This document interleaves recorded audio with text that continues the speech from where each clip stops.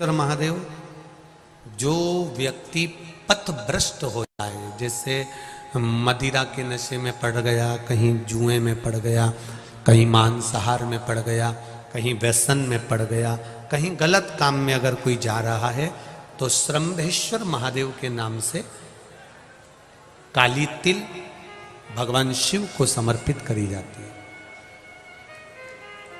महाराज काली तिल को वापस उठाकर ले आते हैं। उसी काली तिल को जो मदिरा का नशा करने वाला होता है या जो गलत व्यसन में डूबा हुआ होता है, उसको वो सुबह के समय अगर नहीं खाता तो भोजन के साथ उसको दिया जाए। श्रंभेश्वर महादेव।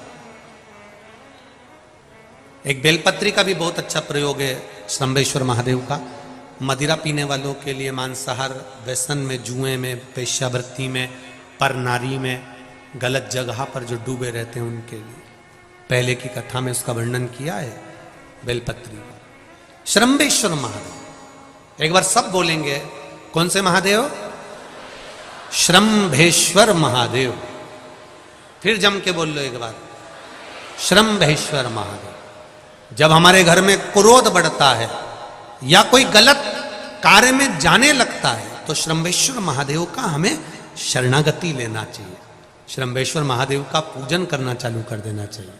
कई लोग कहते हैं महाराज जी ये श्रंभेश्वर महादेव का मंदिर कहाँ मिलेगा, हम कहाँ पूजन करने जाए? कहीं नहीं जाना, तुम्हारे घर के पास में जो शंकर जी का मंदिर है वहीं जाओ, उसी देवालय में, उसी मंदिर में जाओ। श्रंभेश्वर महादेव के नाम से जल चढ़ाना प्रारंभ करेंगे।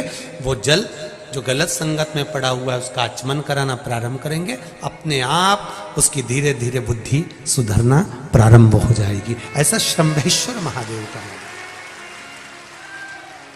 कुछ स्थान हमारे यहाँ पर बड़े सुंदर सुंदर स्थान निश्चित किए गए हैं। जैसे कैंसर आदि के मरीज के लिए हम लोग पहले भी कहते हैं कि त्रिजुगी नारायण का जल बड़ा महत्व रखता है। जिसका शरीर या जिसको एक पत्र आया है कि किसी को मिर्गी का झटका आना चालू हो गया था। अब पत्र ढूंढेंगे तो समय थोड़ा लग जाएगा। जिसने लिखा है उसके स्मरण में होगा। जिसने भी लिखा होगा कि बीमारी के चलते चलते फिर मिर्गी आना चालू हो गई।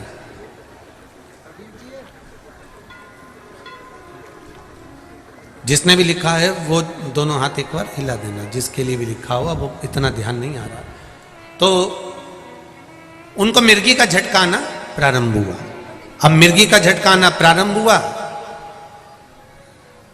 कई महीने निकल गए, मिर्गी के झटके बंद नहीं हो रहे। तब उन्होंने पत्र में लिखा है कि श्रंभेश्वर महादेव का आपने जो वर्णन करा था 31 बेलपत्र वाला, गुरुजी हमने वो 31 बेलपत्र वाला प्रयोग करना प्रारंभ करा और उन्होंने पत्र में लिखा है कि मिर्गी के झटके भी बाबा की कृपा से ठीक हो गए हैं। अब कोई झटके उनको आ नहीं। श्रंभेश्वर महादेव का जो वर्णन है, श्रंभेश्वर महादेव का जो गुणगान है, ये कोई साधारण नहीं है। शिव महापुराण में भागवत के प्रहलाद चरित्र को लाकर रखा गया है केवल श्रंभेश्वर महादेव के प्रागट्य के लिए। ऐसा श्रंभेश्वर महादेव का गुणगान। एक बार फिर आप लोग भूल ना जाओ, उसके लिए एक बार फिर से बोल लो। कौन से महादेव? श्रंभेश्वर महादेव। ये श्रंभेश्वर महादेव जैसे कुंदकेश्वर महादेव। कुंदकेश्वर महादेव का क्या काम है? माता पार्वती ने बिदल उत्पल को मारने के लिए जो कुंदुक फेंका था, वो कुंदुक भगवान शंकर के पांव में जाकर गिरा था, तो शिव जी का नाम कुंदकेश्वर हो गया था।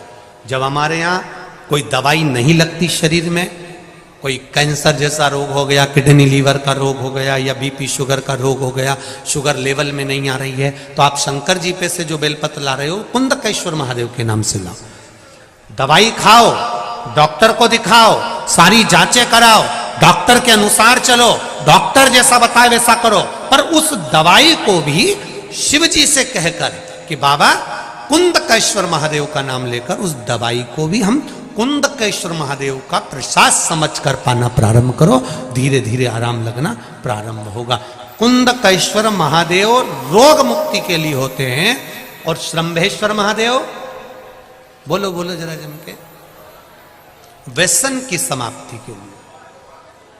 शिवृत्ति में, पर नारी में, गलत जगह पर जो डूबे रहते हैं उनके लिए पहले की कथा में उसका वर्णन किया है बेलपत्री का। श्रंभेश्वर महादेव, एक बार सब बोलेंगे, कौन से महादेव? श्रंभेश्वर महादेव। फिर जम के बोल लो एक बार, श्रंभेश्वर महादेव। जब हमारे घर में क्रोध बढ़ता है या कोई गलत कार्य में जाने लगता है तो श्रंभेश्वर महादेव का हमें शरणागति लेना चाहिए, श्रंभेश्वर महादेव का पूजन करना चालू कर देना चाहिए। कई लोग कहते हैं महाराज जी ये श्रंभेश्वर महादेव का मंदिर कहाँ मिलेगा, हम कहाँ पूजन करने जाए? कहीं नहीं जाना, तुम्हारे घर के पास में जो शंकर जी का मंदिर है वहीं जाओ, उसी देवालय में, उसी मंदिर में जाओ, श्रंभेश्वर महादेव के नाम से जल चढ़ाना प्रारंभ करेंगे। वो जल जो गलत संगत में पड़ा हुआ है उसका आचमन कराना प्रारंभ करेंगे, अपने आप उसकी धीरे धीरे बुद्धि सुधरना प्रारंभ हो जाएगी। ऐसा श्रंभेश्वर महादेव का है। कुछ स्थान हमारे यहाँ पर बड़े सुंदर सुंदर स्थान निश्चित किए गए हैं, जैसे कैंसर आदि के मरीज के लिए हम लोग पहले भी कहते हैं कि त्रिजुगी नारायण का जल बड़ा महत्व रखता है।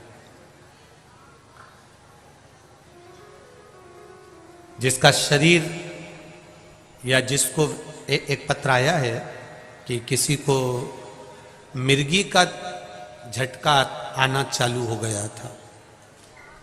अब पत्र ढूंढेंगे तो समय थोड़ा लग जाएगा, जिसने लिखा है उसके स्मरण में होगा। जिसने भी लिखा होगा कि बीमारी के चलते चलते फिर मिर्गी आना चालू हो गई।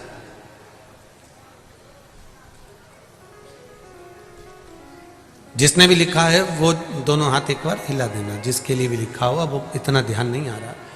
तो उनको मिर्गी का झटका आना प्रारंभ हुआ। अब मिर्गी का झटका आना प्रारंभ हुआ, कई महीने निकल गए, मिर्गी के झटके बंद नहीं हो रहे।